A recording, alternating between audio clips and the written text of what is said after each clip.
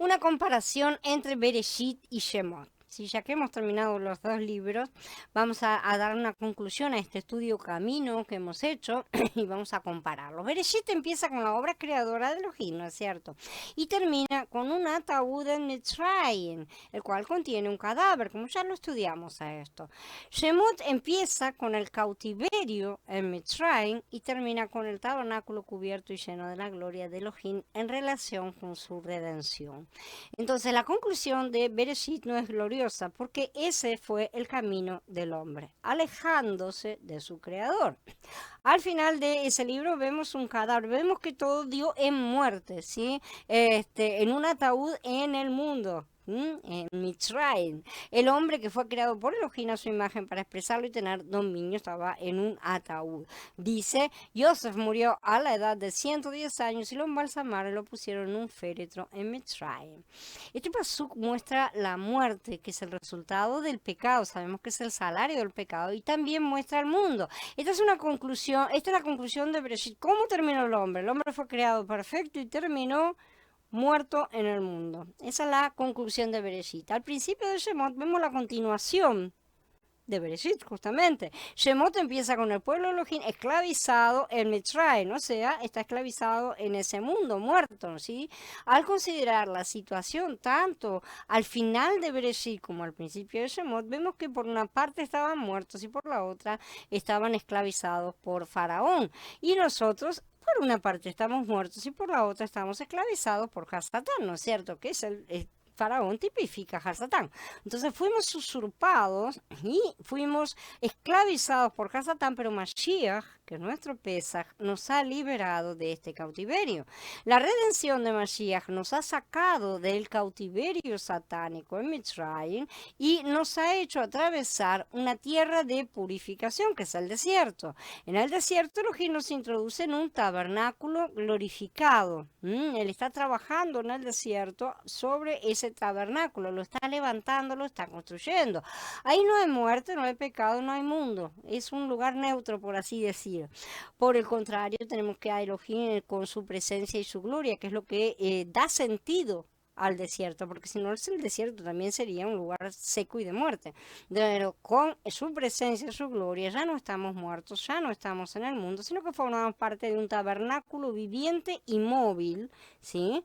Móvil, para cumplir el propósito de Elohim en la tierra. De esta manera nosotros, acá lo que vemos en Shemot es que el hombre vuelve a recibir la autoridad y el dominio para multiplicarse y expandirse por sobre toda la tierra, la orden que había sido dada a Adán. Tenemos un Israel individual y uno corporativo. Vemos también esta otra comparación importante entre estos dos libros, ¿no es cierto? En Bereshit vemos a un Israel individual, ¿no es cierto? Es Abraham y Jacob, ¿no es cierto? Y Isaac y Jacob, que expresa Elohim y ejerce su autoridad en su nombre, ciertamente. Y Shemot ya nos muestra un Israel corporativo que al final empieza a expresar a Elohim y esto es más glorioso ciertamente que el contenido de Bereshit.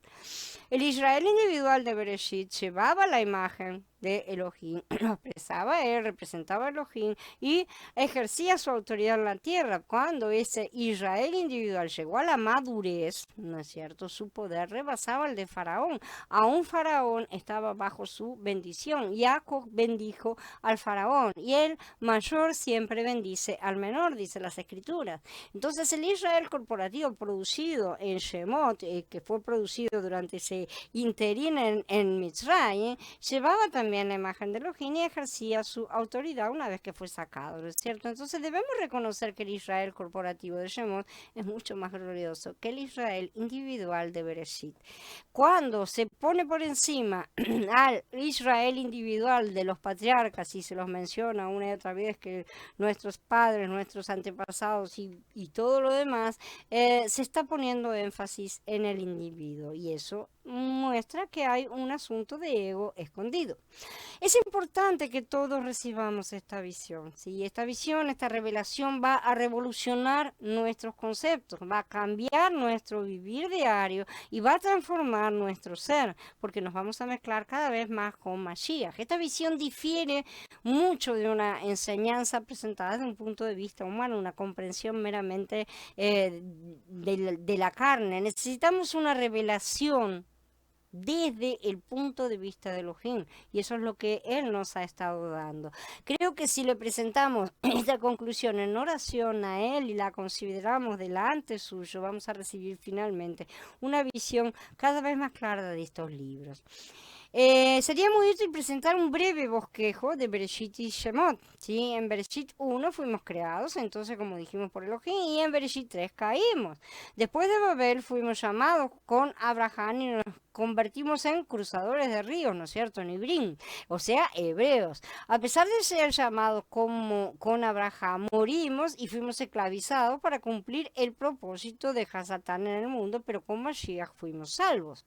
Fuimos llamados a través de Abraham en Bereshit, pero nuestra salvación vino por medio de Mashiach como el Cordero de Pesach en Shemot. Después de ser redimidos por el Cordero de Pesach, viajamos por el desierto y experimentamos a Mashiach como el maná celestial y lo disfrutamos a él como el agua viva, ¿sí? Recuerdan todos estos estudios, que salió de la roca hendida. Finalmente fuimos llevados al monte Sinai y ahí recibimos la vida de congregación tipificada por el vivir de los hijos de Israel alrededor del Ohel Moed. Aun cuando algunos no hayan entrado en el tabernáculo, todos estamos reunidos alrededor del Mishkan y todos podemos ver la nube sobre el Ohel Moed. Ahí no hay pecado, no hay muerte ni mundo tampoco. Si en este Ohel Moed tenemos a Elohim en su presencia y gloria, solamente hay luz, hay riqueza.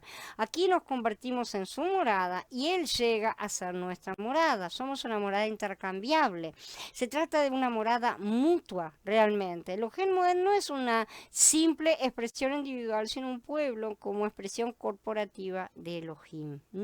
El propósito de Elohim consiste en conseguir esta expresión a través de su pueblo redimido y levantarlo de manera cada vez más firme. Por eso primero es un tabernáculo, luego será un templo, luego un templo no levantado por manos humanas y finalmente culmina en una ciudad. Elohim tiene un deseo, poseer una expresión corporativa de sí mismo a través de su pueblo escogido y redimido. Y no va a parar hasta conseguirlo. Mejor estar con él.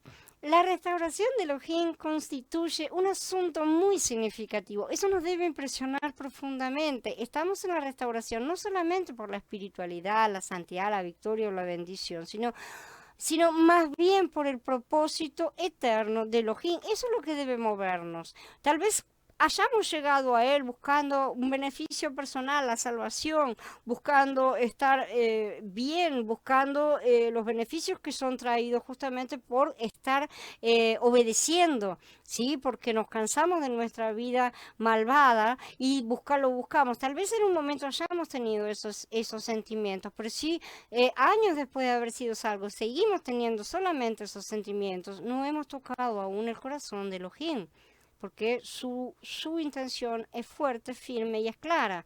Y entonces no estamos escuchando nuestro ruaj interior. Los libros de Bereshit y Shemot culminan con el tabernáculo de Elohim, su morada llena de gloria. Del mismo modo, las escrituras enteras se van a consumar en la Nueva Jerusalén. Nosotros tenemos que ser piedras preciosas en esa Nueva Jerusalén. Hoy todavía somos piedras, ¿sí? Es cierto, pero vamos a ser hechos piedras preciosas. En eso el Padre está trabajando y el Hijo también. Gloria al Padre, gloria al Hijo, ¿no es cierto? Que nos trabaja.